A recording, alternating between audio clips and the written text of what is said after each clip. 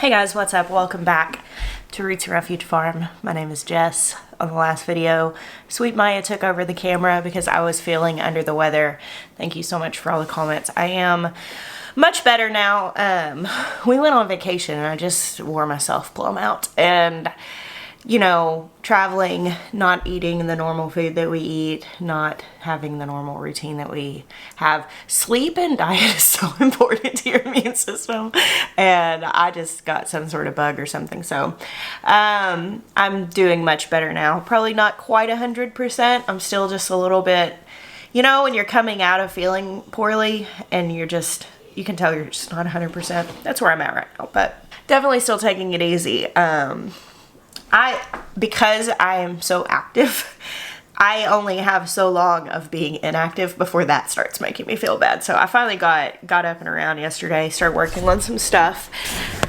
And today I am working on more stuff, and I thought I would just kind of pop in and say hello and give you guys an update of some of the things that are going on in my kitchen right now. So yesterday, this is what I was working on. I got some purple whole peas locally, a bushel of those, and a half a bushel of hot banana peppers that I've been canning. So these are pickled, and then the purple whole peas, you know, those will just be able to be opened, seasoned, and cooked. This is just some local stuff that I got. This is what's left of those banana peppers. Probably not enough to do a whole nother batch, but I might do some pint jars or maybe even some half pint jars of those. And then I got all of these bell peppers, which we've got fruit flies in here really bad. These I'm going to put through the food processor and freeze in batches. I might dehydrate some of them to be able to throw in meals, but frozen is nice because you can then just put them directly in a pan and saute them. I'm not sure what the variety is on these, but they looked really good. They taste pretty good. Then I got this half bushel box of peaches, as well as this half bushel box of peaches. And this is probably going to be on the to-do list for tomorrow. I don't think I'm going to get to these today. They were still just a tiny bit firm, so I think by tomorrow they're going to be ready to process. So when I can get local fruit in season, I buy a lot of it and then really dedicate a good deal of time to processing it, so we have kind of the year's worth of that. So in like April, when the strawberries were coming on really strong, I found a local farm and bought a lot of strawberries. If you know you're going to be canning right away, it doesn't matter if they're on the brink of turning because you're going to be canning them. Now, you do not want to can spoiled food. If it's got mold and a lot of spoilage, you definitely want to take those parts off. So it's kind of a fine line. I like to have like nice, ripe, but not yet spoiling stuff. However, you know, like whenever you go to the farmer's market, I like to get there a little on the later side. Partially that's on purpose, trying to get a deal. Partially that's because we have like morning chores and morning stuff here. So me leaving and getting there being like the first customer at the farmer's market, it's just never gonna happen. But when you show up late and you get there as, you know, the farmers are getting ready to like pack up, that's where you get like the bargains. Like that half bushel of banana peppers was $15. And that's really cool. And a lot of times when you go and you're ready to buy bulk, because you know you're going to do a lot of canning, you can also get a good deal. Spent $40 on the bushel of peaches, which, you know, that's not like dirt cheap or anything, but compared to buying them for, you know, whatever they're running at the grocery store now, $3 or $4 a pound, I feel like I got a good deal.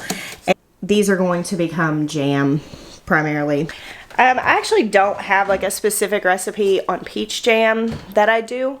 Let me rephrase that. I have a few that I do. I don't have one that's like my tried and true. Usually I go with pretty basic stuff.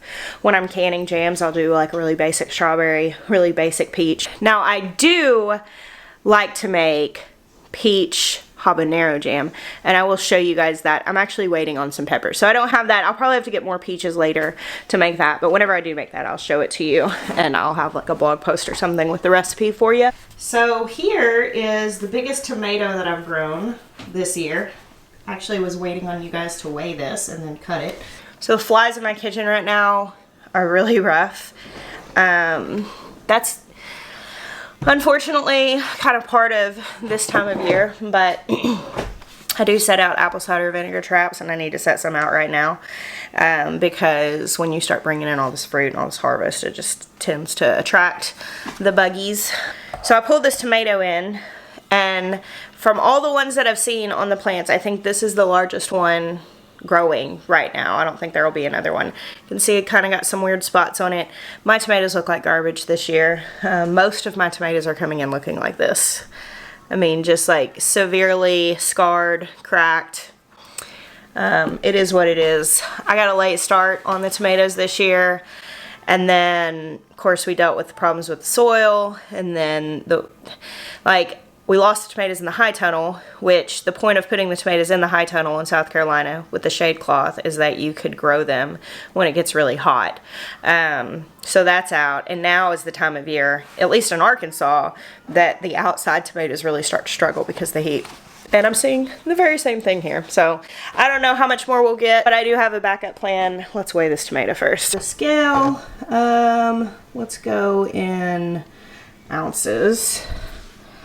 All right, that's pretty good. 21.2, 1 pound, 5 ounces, and let's go to grams for you guys. 602 grams. So that's definitely not the largest tomato that I've grown, but it's nice to know I still at least can pull this off. So here is my backup plan for my puny tomato harvests. I do have some more plants. We're putting in raised beds next to the greenhouse, and that's taken a little longer than we had just initially expected. But I do have some plants to put in, and I went ahead and we pulled the suckers off of a couple of the healthier plants we had. Specifically one plant up here in the front garden. We'll just go out there and look at it here in a second. My brother and I actually planted a fish underneath it whenever he was here. We shot a video for his channel, which it's not up yet, but that I got this tattoo. My brother's tattoo artist, he came and spent a month here in the spring, and we decided to test out an experiment of planting a fish under a tomato plant, which is a Native American practice that I've read about a lot. And that is definitely one of the healthiest plants. Now, it's also in a raised bed, and it's also in healthy soil. So there are some other factors. I can't really say that the fish is why it's healthy, but I do think it probably helped with just the nutrition it added. So we pulled suckers off of that plant as well as another plant. Guys, this smells so good. It smells like tomatoes. I have a video where I talked about propagating new tomato plants from suckers. And if you live in a place with a long season, now's the time to do that. So if you go ahead and pull some suckers off, cut them off, just like this, and put them in water, they will start to root. Now these are not growing much roots yet, but they're just kind of starting to get a little nubblies here, which that is, let me see, that these little nubblies, roots are going to come out of those. Some of these do have little roots coming out, I noticed when I was looking at it. Yeah, like this one, which these are starting to get blossoms on them. I got to pull those off. If you are propagating suckers and they're trying to bloom, take the blossoms off because they need to put their energy into getting roots before they start trying to make fruit. And they will actually make fruit in a jar, but they'll be puny little fruits and you won't get the plants. Okay, see those tiny little roots coming out of the bottom? So these are getting close. I've been just changing the water out. They've been in here for less than a week. Once they start getting some good roots, we'll put those probably in soil cups and let them get rooted in that in a more controlled environment before I put them out in the heat. Because heat like we're experiencing right now is hard on plants. But if you go ahead and root suckers now and you have a long season and you don't have a frost until like late October, early November, you should be harvesting more tomatoes in the fall, because this is essentially having like a 6 to 8 week size transplant that you're putting out in the garden. And most cherry tomato varieties are like 60 days from transplant, and some of the bigger ones are like 80 days from transplant, but you're kind of getting that head start here. So you should be able to harvest some. That's what I'm hoping. I'm hoping to have some fall tomatoes that look good. My spring ones don't. Now here's the other thing that we're about to address. I've got mushrooms. Check this out. Pretty good. So, a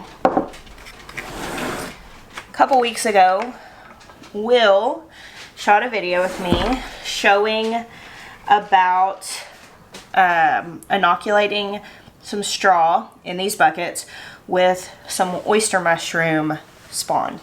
We actually already harvested one bunch like this off of the other bucket, which we've got that one outside, and I've got some more to harvest off of that as well today. But this is also ready. I probably could have pulled these off last night. They're a little bit bigger than the other ones that Will pulled, but they're still good. But yeah, it worked. This is pretty cool. Oyster mushrooms are really delicious, which is nice that we're getting food, but the reason why we originally started this project was that we wanted to grow the mycelium inside of this bucket to use to help heal the soil in the high tunnel. So what we're doing here is we're growing these mushrooms in the bucket. They're gonna fruit twice. So we're cutting these off. They're gonna keep producing, and after they've fruited twice, then we're gonna take all the contents from the inside of the bucket and go mix it into the soil in the high tunnel. So they may grow more mushrooms out there, and that would be really cool if they did. But at that point, if they did grow more mushrooms out there, we probably wouldn't eat those because they'd be sucking out all of that contamination out of the soil. These are fine to eat though. I had a lot of people be like, you're not going to eat the mushrooms you're growing, but these didn't touch the contaminated soil, so these are good. And all this mycelium, which I'll give you a peek in here, it's really cool. I mean, it's actually kind of amazing just in a couple of weeks. Look at that. Look at that. Some good life in that bucket. If you see here, like, I might could pull those. I may just wait till tomorrow. Like, look at all of these that are pitting. It's very cool. I'm thinking my house may be just a tad dry for them. I might stick this bucket out on the front porch because I think it needs maybe a little more humidity. I may be completely wrong, but these seem just a little, I don't know. I should probably stop touching them. That probably doesn't help either. We'll just set these here on the front porch in the shade. Here's the tomato plant that I was telling you guys about. This is a Cherokee purple. He's close, but not quite there yet. And this became sort of an experiment. So usually I let a tomato plant grow without pruning it and just let it go wild. Well, this one was so big and healthy that we decided to do this 3-sided cage like Will came up with, which I thought was really cool. It's kind of a hybrid. It's not fully enclosed like a tomato cage often is. And this one plant is just trained all up on the sides of this. So it still has some airflow because it's sort of kind of hollowed out in the middle. But there's a lot of fruit on here. Oh, there's one down there. Yeah, that one still needs just a little bit longer. I'll probably harvest those this afternoon in the heat of the day. But look at that. It's covered in fruit. So this is one of the ones we took suckers off of because it was such a healthy plant. It looked really good. So hopefully we'll get some more of those this fall. But in case you can't tell, this cage is literally just some scrap pieces of a cattle panel on 3 sides, kind of in a U. And each side has a T-post on it. And I actually really like this, and I may intentionally do some tomatoes like this, especially if I can do them in places that they're not in full sun. Like this garden is fairly shaded. I think that's another reason why this plant's doing so much better. And this still allows some airflow. And at this point we have pruned off suckers and stuff like that, so it's not a completely unpruned plant. It's not as full and bushy as an unpruned plant, but I don't know, that's kind of neat looking, don't you think? sort of stumbled into that one, but I may try to recreate this next year. These barn cats have not been staying in the barn. The kids have been playing with them so much that they come down here looking for attention. But they are ruthless hunters, so that's good. Oh, you know what else I wanted to put on a video? Will you show Nana's painting? So when we were down in Florida, Jeremiah went and saw Nana and Poppy, and Nana sent home this painting for me. Look at this. It's in an ode to our first farm. There's our old chicken coop and high tunnel and the original greenhouse that she actually bought for us, but that's after you had done some modifications. But look at that. Isn't that beautiful? Yeah, she told us to hang it up in the barn. Like, no, Nana, we're not going to hang it in the barn. We're going to put it in a special place. I guess there are places in the barn that could be special. That could go in the milk room pretty well. And that's a place we're going to spend a lot of time. We'll be protected. Yeah, be protected. But we love you, Nana, and we love your paintings, and we always put them in places of honor. So I got pretty excited.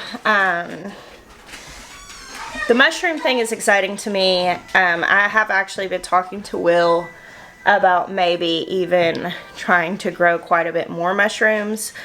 We just have to see if we have a market for them. I mean, we can only use so many.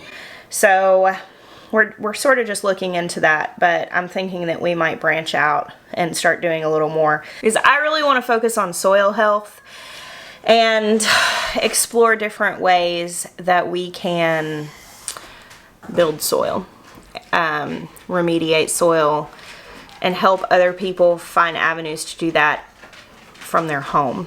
Exploring, learning, still very much just a student, but we grew these.